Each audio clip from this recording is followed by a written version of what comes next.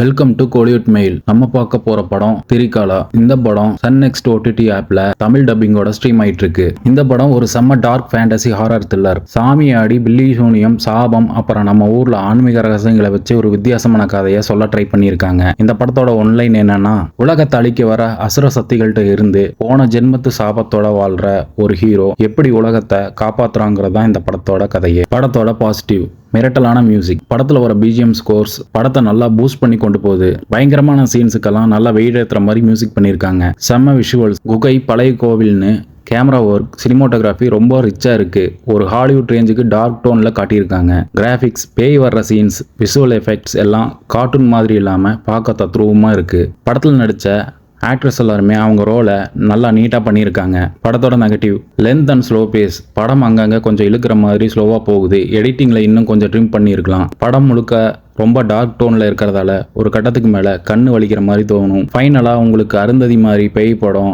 Mystery கதைகள் பிடிக்கும்னா இந்த படத்தை ஒரு தடவை பார்க்கலாம். இது ஒன் டைப் வாட்சபிள் மூவி தான். இந்த படத்துக்கு நம்ம கொடுக்கக்கூடிய ரேட்டிங் 2.5 out of 5.